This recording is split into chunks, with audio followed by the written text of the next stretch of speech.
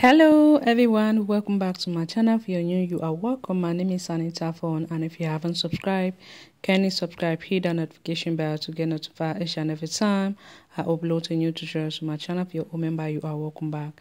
Thank you for coming back to my channel. Today I'm going to show you on how to cut and sew a kimono step by step. So if you want to know how I go about it, keep on watching. Here I have my paper. I'm going to be demonstrating on how you're going to be folding your fabric. Okay, you first of all go ahead and fold your fabric. The longest side of your fabric, you fold it into two, just like this. Then after doing so, you're going to refold it again into four, like this. This way you'll be able to get the length of your kimono without having to join it at the downer part. So I went ahead to fold my fabric into two, then I refold it again into four, just like I demonstrated. After doing so, what I'm going to do is I'm going to go down for the neck depth of 1 inch, then for the neck width of 3 inch, and then I'll mark and connect that up like so.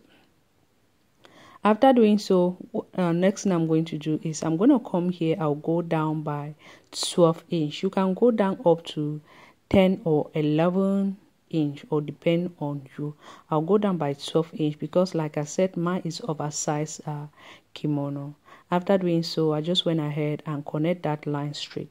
I'll go ahead now, take round my bust measurement. I will divide it by 4. Mine is 34. 34 divided by 4 is going to give me 8.5. I'll add extra 4.5 inch to it, including my sewing allowance. Then I will mark like this. Then I'll go ahead to measure up whatever I have, which is 13.5. I'm going to continue marking it all the way straight down. If you want it to be a straight, you just mark that 13.5 all the way straight down.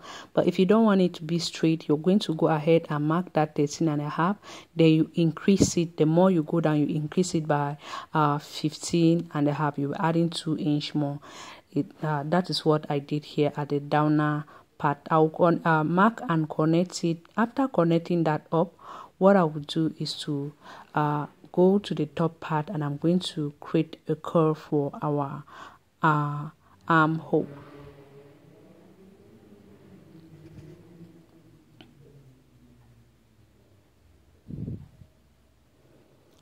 Then here, what I'm going to do is I'm going to come here like this. I'll just give a small curve, or if you have your curve ruler, you go ahead and use that up.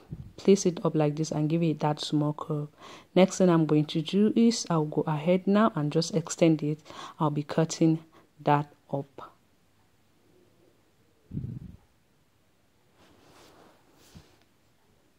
After cutting it, what I'm going to do now is I'll go ahead now and open it. I'll open that up, then I'll go ahead and place it well. This way I'll be able to create the neck depth of the front. Remember, the front has to be open. So look at what I'm doing here. I just open it up, then I'm placing up the sleeve together. The sleeve, you place it up like this. Then after doing so, placing it up, you make sure everything's straight. I'm just going to go ahead. I'll be connecting from here like this all the way straight downward. Then I'll cut that up. You see what I'm doing here? I'll just cut that up, okay? When I'm done cutting this up, the next thing I'm going to do is just to go ahead. I'll be placing the right side facing right side. As you can see, what I did was to go ahead and extend my sleeve because it was not long enough. I had to cut piece and then join them up. Place the right side facing each other. Go ahead and pin that up. After pinning it up, what I'm going to do is to take it to the machine. I'll go ahead and stitch that up.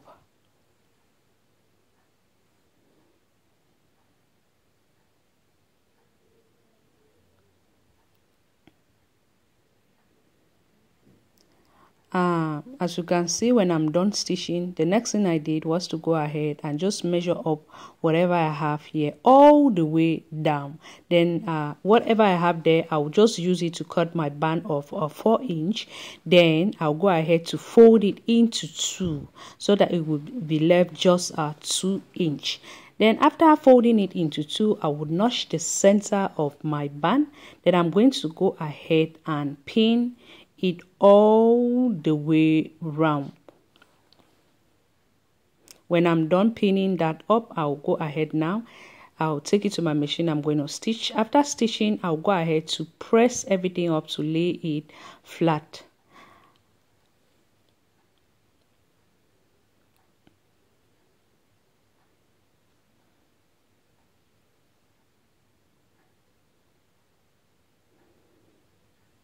This is what it looked like after stitching the band to it. The next thing we are left to do now is to go ahead now.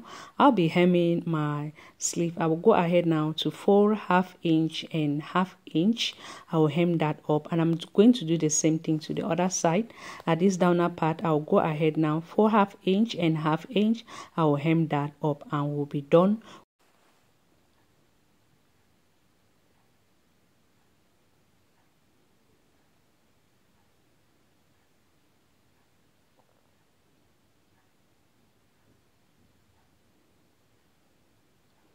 When I'm done hemming that, what I will do is to take it to the ironing board. I'll give it a press to lay everything flat.